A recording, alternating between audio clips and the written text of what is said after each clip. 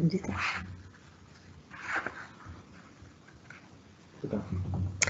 Bonjour, je suis Sophie Ropars, professeure principale des 3e et responsable du cycle collège. Je vais vous présenter les 4e et 3e d'enseignement professionnel du lycée agricole Sully. Donc n'hésitez pas à poser vos questions sur le chat et j'y répondrai à la fin. Alors les 4e, 3e de l'enseignement agricole au lycée Sully, il y a des petites différences par rapport à une 4e, 3e de l'enseignement classique. Donc la première différence, c'est par rapport aux matières. Les matières générales sont les mêmes que dans un collège classique. On retrouve donc du français, la langue vivante, l'anglais, mathématiques, histoire-géographie, EPS, informatique, biologie, physique, enfin, toutes les matières générales, on les retrouve. Il y a en plus des matières professionnelles, nous verrons après. Il y a des stages en plus. La langue vivante 2 est en option, c'est une option facultative, et les élèves peuvent aussi prendre l'option de l'équitation. Une autre petite différence, c'est que les élèves n'ont plus d'art plastique ni d'éducation musicale, et à la place, il y a l'éducation socio-culturelle. Alors, nous allons revenir sur les matières professionnelles, donc les EPI. EPI, enseignement pratique interdisciplinaire. Ils sont au nombre de 4. Nous avons l'aménagement, le végétal, l'animal et l'agroéquipement. Alors, ces EPI, donc il y a 6 heures d'EPI par semaine, 3 heures le jeudi après-midi et 3 heures le vendredi après-midi. Les 4e et 3e sont mélangés. Ce sont des groupes de 12 élèves, donc des petits groupes. Donc, les élèves ont 2 EPI au premier semestre et 2 autres EPI au deuxième semestre, ce qui leur permet de pratiquer ces 4 EPI. L'EPI aménagement, les élèves participent à l'amélioration, à l'embellissement des extérieurs du lycée. Donc, ils participent à divers projets qu'ils réalisent de A à Z. Ils font les plans. Ils voient le matériel qu'il faut acheter, ils font les travaux donc, avec leurs enseignants. Là, on voit sur les photos ce qu'ils ont pu réaliser. Nous avons le pays végétal, où là, les élèves travaillent donc la plante. Ils embellissent aussi les extérieurs du lycée et aussi à côté à la chambre d'agriculture. Donc, ils travaillent sur les semis, les plantations. Ils travaillent aussi sur le compost du lycée. Et bien souvent, le pays aménagement et le pays végétal ont des projets en commun, puisque ça va ensemble. Donc là, on voit nos élèves en plein travail. Nous avons ensuite le pays animal. Donc les élèves ont réalisé les travaux pour l'animalerie. Ils ont repeint la salle, ils ont posé du carrelage. Ensuite, ils ont choisi les différentes espèces à acheter. Ils y sont allés avec leurs enseignants. Et les élèves s'occupent des animaux, de l'entretien des cages, de l'alimentation. Donc, ils sont par petits groupes et tous les jours, il y a 2 responsables qui s'occupent des animaux. Et pendant les vacances, les élèves récupèrent les animaux à leur domicile pour s'en occuper. Alors, ces 4 pays servent de support pour l'oral du brevet, car il y a un oral très important, et du coup, ils vont pouvoir présenter l'un des projets qu'ils ont réalisés lors de cet oral.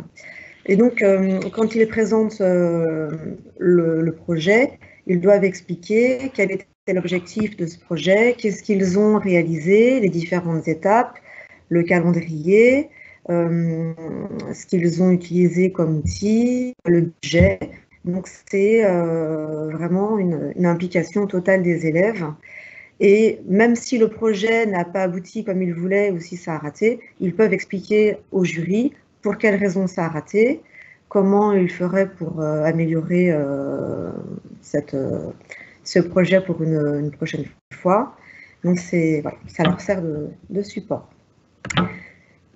J'ai oublié le pays agroéquipement. Donc, le 4e EPI, l'agroéquipement. Donc, pendant cet EPI, les élèves travaillent font des recherches sur les différents métiers liés à l'agroéquipement. Ils apprennent à conduire sur le simulateur de conduite, mais aussi sur le tracteur du lycée. Ils se font un parcours dans la cour du lycée et ils apprennent à faire des manœuvres avec les engins. Une deuxième caractéristique du lycée agricole Sully pour les 4e, 3e, ce sont les stages. Il y a 4 stages, contrairement à une 3e d'enseignement classique où il n'y a qu'une semaine de stage. Là, donc, il y a 4 semaines de stage, 2 semaines de stage en 4e et 2 semaines de stage en 3e. En 4e, la première semaine de stage se déroule juste avant les vacances de Pâques. La deuxième, c'est au mois de juin, vu que beaucoup d'autres élèves sont en examen. Donc, les élèves de 4e sont en stage à ce moment-là. En 3e, le premier stage se déroule au moment des vacances de Noël, ou juste avant ou juste après. Et le deuxième stage est en même temps que le stage des 4e, à savoir avant les vacances de Pâques. Ils ont un rapport de stage à faire à l'écrit pour le premier stage, tapé à l'ordinateur. Et le deuxième rapport de stage est un oral face à un jury avec un PowerPoint. Donc ça les prépare aussi à l'oral du brevet. Ces 4 stages leur permettent de découvrir différents métiers et leur permettent aussi de choisir une orientation professionnelle pour après la 3e. Il faut qu'un stage, parmi ces 4 stages, un stage soit fait dans le domaine des EPI, ou le domaine de la plante, ou le domaine de l'animal, ou de l'agroéquipement, ou de l'aménagement. Donc, ce qui leur laisse quand même vraiment beaucoup de choix. Le stage peut être fait en France ou ailleurs, du moment que l'élève a la possibilité d'être hébergé. Donc, en début de présentation, je vous expliquais qu'il y avait aussi la langue vivante 2 qui était facultative, contrairement à une 4e, 3e d'enseignement classique. Là, les élèves peuvent ne pas prendre la seconde langue. Nous proposons l'espagnol en seconde langue ou l'allemand. Un élève qui est en très grande difficulté ne prendra pas la deuxième langue. En revanche, un élève qui n'est pas mauvais et qui veut ensuite poursuivre en seconde générale doit prendre cette seconde langue. La deuxième option facultative, c'est l'hippologie équitation à raison de 2 heures par semaine. Pendant cette option, les élèves s'occupent des chevaux, montent évidemment à cheval avec le moniteur du centre équestre qui est juste à côté. Ils passent des galops et cette option est évaluée, donc ça compte dans la moyenne et ça compte dans le contrôle continu pour l'obtention du brevet, donc c'est important. Alors, que faire après une 3e d'enseignement agricole? Les élèves peuvent poursuivre en voie professionnelle, c'est d'ailleurs la majorité de nos élèves qui continuent en bac professionnel ou un bac pro agricole à Sully ou ailleurs, ou un bac pro qui est complètement différent de l'agriculture.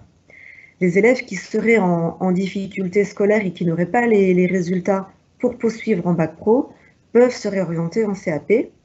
Et les meilleurs éléments qui ont des moyennes dans les matières générales vraiment très bonnes et qui bien sûr ont gardé la seconde langue peuvent poursuivre en bac général ou technologique. Autrement dit, la 4e, 3e d'enseignement agricole ne ferme aucune porte, vu que les élèves peuvent poursuivre en bac professionnel ou en bac général et technologique. Donc nos atouts à Sully, c'est des supports pédagogiques adaptés à nos élèves. On a une équipe enseignante performante. Nous avons plusieurs années de suite eu 100% de résultats, de réussite au brevet des collèges. Nous avons un établissement à taille humaine avec des classes à petits effectifs et l'équipe éducative est très proche des élèves. L'internat aidant, tout le monde se connaît très bien et les élèves participent à de nombreuses activités avec les équipes et avec l'équipe éducative. Et nous faisons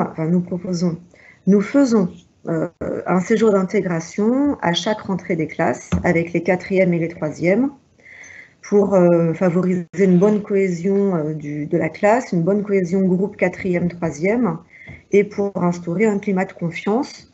Donc nous partons 2 jours et une nuit dans une base de loisirs. Nous sommes allés à la base de loisirs de Mousseau, nous sommes aussi allés à la base de loisirs de l'Héripose, donc on change de temps en temps. Et pendant ce séjour d'intégration, les élèves participent à des activités sportives comme l'acrobranche, le paddle, catamaran, tir à l'arc, escalade. Donc plein d'activités sportives qui leur permettent de se connaître et de passer une bonne année, puisque le climat de confiance est propice à la réussite scolaire. Et nous, enseignants, ça nous permet aussi de voir à qui on a affaire, et les élèves de bien nous connaître pour passer une très bonne année. Voilà. J'ai un témoignage d'un élève de 3e qui est chez nous cette année et qui va nous expliquer pourquoi il est venu à Sully et qu'est-ce qu'il veut faire après. Bonjour, je m'appelle Thomas Ménial. Ça fait 2 ans que je suis au lycée Sully. Je suis passionné d'agriculture. Ce que j'ai aimé pendant mes 2 ans est le pays agroéquipement. Je me dirige vers un bac pro agroéquipement pour plus tard être conducteur de machines agricoles. À bientôt à Sully.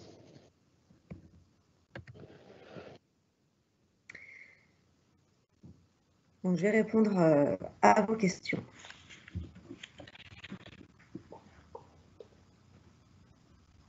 Cette année, il y avait une vingtaine de quatrièmes.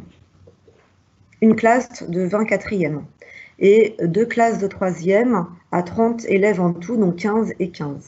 Donc vraiment de petits effectifs.